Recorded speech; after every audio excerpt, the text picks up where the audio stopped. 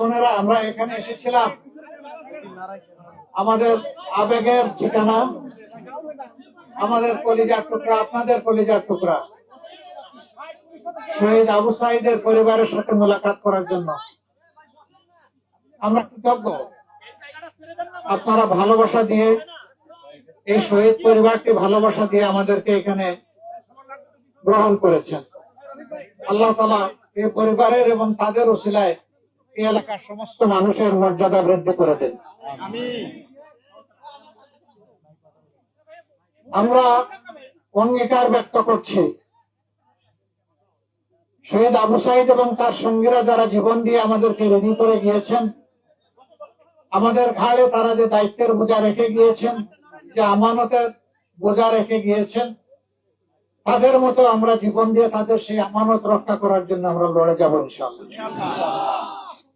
তাদের যে আকাঙ্ক্ষা, যে প্রত্যাশা ছিল একটি দুর্নীতিমুক্ত, সন্ত্রাস মুক্ত, ফেসিবাদ মুক্ত, দুঃশাসন মুক্ত, আধিপত্যবাদ মুক্ত একটি মানবিক বাংলাদেশ গড়ার, যে বাংলাদেশে সকল ধর্ম বর্ণের মানুষ মিলেমিশে শান্তিতে বসবাস করবে এবং যার যার যোগ্যতা অনুযায়ী, দক্ষতা অনুযায়ী জাতি গঠনে, উন্নয়নে অবদান রাখবে, এখানে কোনো ধরনের বৈষম্য হবে না।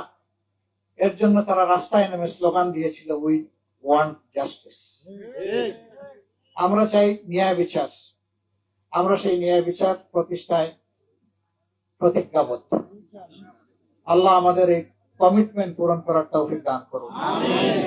আমরা তাদের স্বপ্ন বাস্তবায়নে কাজ করে যাব ইনশাআল্লাহ। আমাদের নিজস্ব কোনো এজেন্ডা নাই। আপনারা দেখেছেন 5 আগস্টের পর থেকে 24 সালের এ পর্যন্ত আমরা কোনো চাঁদাবাজি করি নাই, আমরা কোনো দখলদারি করি নাই, আমরা কোনো দুর্নীতি করি নাই, আমরা মামলা দিয়ে মানুষকে হয়রানি করি নাই, আমরা কারো উপর ব্যক্তিগতভাবে প্রতিশোধ নেই নাই। বরঞ্চ আমরা চেয়েছি একটি শান্তির বাংলাদেশ গঠন করার জন্য জাতিকে ঐক্যবদ্ধ করতে। আমরা আমাদের জাতিকে বিভক্ত করতে দেব না। এই বিভক্তির অবসান ঘটানোর জন্যই আমরা 10টি দল একত্রিত হয়েছি, 10 মিলে আপনাদের সামনে এসেছি। আমরা বাংলাদেশের 300 আসনে পারস্পরিক সমঝোতার ভিত্তিতে বিভিন্ন দল থেকে আমরা প্রার্থী দিয়েছি। এখানে আমার সাথে কিছু প্রার্থী আছেন। বিশেষ করে এই আসনে 10 দলের পক্ষ থেকে যাকে দেওয়া হয়েছে, একজন মুফাসসিরে কুরআন, বিশিষ্ট আলেমে দ্বীন, সারা বাংলাদেশের মানুষ যাকে মহব্বত করে, যাকে চিনে, সেই রকম একটা কণ্ঠ, একটা ব্যক্তিত্ব আপনাদেরই এক সন্তান আপনাদের কাছে আমরা দিয়েছি। আমরা আশা করি আপনারা তার পাশে থাকবেন। তার পাশে থাকার মানে বাংলাদেশের পাশে থাকা, তার পাশে মানে যুবকদের প্রত্যাশার পাশে থাকা, তার পাশে থাকা মানে মা বোনদের নিরাপদ একটা বাংলাদেশের একটা ঠিকানার পাশে থাকা। আমরা কথা দিচ্ছি, জীবন যাবে, অন্যায়ের কাছে মাথা নত করবে। যেভাবে আবু সাঈদরা বুক পেতে দিয়েছিল, দেশের জন্য ওইভাবে বুক পেতে দিতে রাজি আছি, কিন্তু দেশের 1 ইঞ্চি জমির সম্মান কারো কাছে বন্ধক রাখবো না। আল্লাহ যেন এই তৌফিক দান করেন। আমরা এগিয়ে যাব, সবাই মিলে এগিয়ে যাব ইনশাআল্লাহ।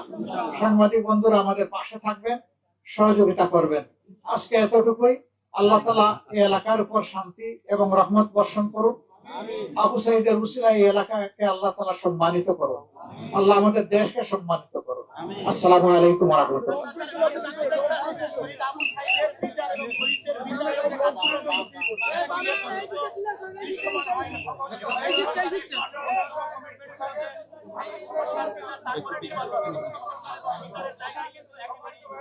তার বিচার চলছে। আমরা চাই অতি দ্রুত সেই বিচারের কাজ সম্পন্ন করে দোষীদেরকে শাস্তি নিশ্চিত করা হোক।